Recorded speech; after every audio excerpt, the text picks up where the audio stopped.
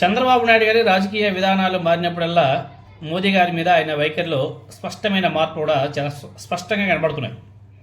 మోదీ గారు మరోసారి ప్రధాని అయితే ఈ దేశం నుంచి ముస్లింలను వెళ్ళగొడతారనే సంచలన హెచ్చరిక చేసింది ఎవరో ప్రత్యేకంగా చెప్పాల్సిన పని లేదు. ఎందుకంటే ఆ వీడియోలు ఇప్పుడు సోషల్ మీడియాలో బీభత్సంగా వైరల్ అవుతున్నాయి.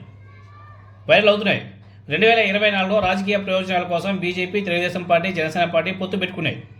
దీంతోనే గతంలో మోదీ గారి గురించి చేసినటువంటి తీవ్ర విమర్శలన్నీ కూడా తూచంటున్నారు.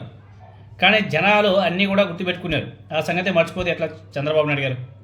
ముస్లింలు తీవ్రంగా వ్యతిరేకిస్తున్న వక్ఫ్ సవరణ బిల్లును మోదీ ప్రభుత్వం తీసుకొచ్చింది. ఈ బిల్లు మీద దేశవ్యాప్తంగా నిరసన జ్వాలలు కూడా ఎగిసిపడుతున్నాయి. నిత్యం దేశవ్యాప్తంగా ఏదో ఒక స్టేట్లో ర్యాలీలు అయితే నిర్వహిస్తూ పోతున్నారు. ఈ నేపథ్యంలో ముస్లిం జేఏసీ పిలుపు మేరకు కడపలో కూడా ఈరోజు వక్ఫ్ సవరణ బిల్లుకు వ్యతిరేకంగా లాంగ్ మార్చ్ చేపట్టాలని చెప్పేసి నిర్ణయించుకోవడం, లాంగ్ మార్చ్ చేపట్టడం, భారీ ఎత్తున ముస్లింస్ అందరూ కూడా ర్యాలీకి రావడం జరిగింది. దీనికి అవినాష్ రెడ్డి గారు కూడా మద్దతు పలికాడు. ఇదే సందర్భంలో తెలుగుదేశం పార్టీ నాయకుడు అమీర్ బాబు కూడా ర్యాలీకి మద్దతుగా వెళ్ళాడు. కానీ ముస్లింలు ఆయన్ను అనుమతించలేదు ర్యాలీలోకి. బిల్లు ఆమోదానికి పార్లమెంట్లో మద్దతు తెలిపి ఇప్పుడు ఆ పార్టీ ప్రతినిధిగా ర్యాలీలో ఏ మొహం పెట్టుకుని వచ్చారని చెప్పేసి అక్కడ నిర్వహిస్తున్న నిర్వాహకులంతా కూడా నిలదీశారు. వక్ఫ్ సవరణ బిల్లుకి వ్యతిరేకంగా ముస్లింల మనోభావాల్ని గౌరవించి తెలుగుదేశం పార్టీ ఎంపీలంతా కూడా రాజీనామా చేసిన తర్వాతే ఈ ర్యాలీకి రావాలని చెప్పేసి అక్కడ ఆ నిర్వాహకులంతా కూడా తేల్చి చెప్పడం జరిగింది. దీంతోనే ఆయన ఏం చేసేదేం లేక ఆ తెలుగుదేశం పార్టీ నాయకుడు అమీర్ బాబు అక్కడి నుంచి సైలెంట్గా వెళ్ళిపోయాడు. ఈ ఘటనతో ముస్లింల్లో ఎంత వ్యతిరేకత ఉందో నారా చంద్రబాబు నాయుడు గారు అర్థం చేసుకోవచ్చు. చాలా భారీ ర్యాలీ తర్వాత వైఎస్ అవినాష్ రెడ్డి గారు వచ్చారు. వాళ్ళకంతా కూడా మద్దతు కూడా పలికాడు.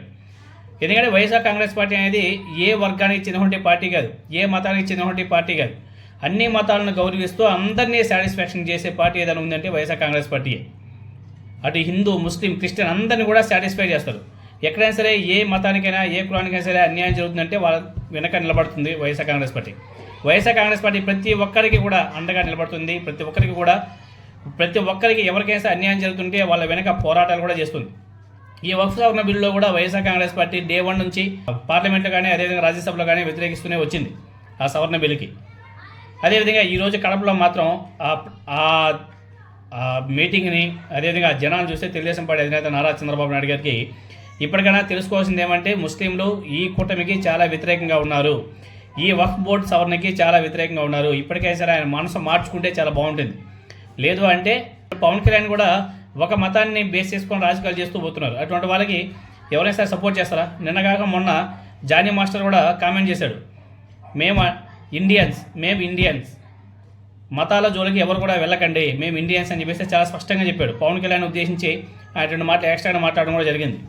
కాబట్టి దేశంలో మీరు ఉత్తర భారతదేశంలో నడిచే పాలిటిక్స్ని మళ్ళీ సౌత్లో తీసుకొచ్చి ముస్లిం, హిందూ, క్రిస్టియన్ చెప్పేసి మతాల మధ్య గొడవలు పెట్టి రాజకీయాలు చేస్తామంటే అది ఎంతవరకు సక్సెస్ఫుల్ అవుతారో చూడాలి. మరి ఈ కూటమి అయితే ఈ 5 సంవత్సరాలు అయితే అవే చేయడానికి సిద్ధంగా ఉన్నట్టుగా కనిపిస్తుంది. మరి చూడాలి వాళ్ళ ప్రయత్నాలు ఏ విధంగా ఉంటాయి.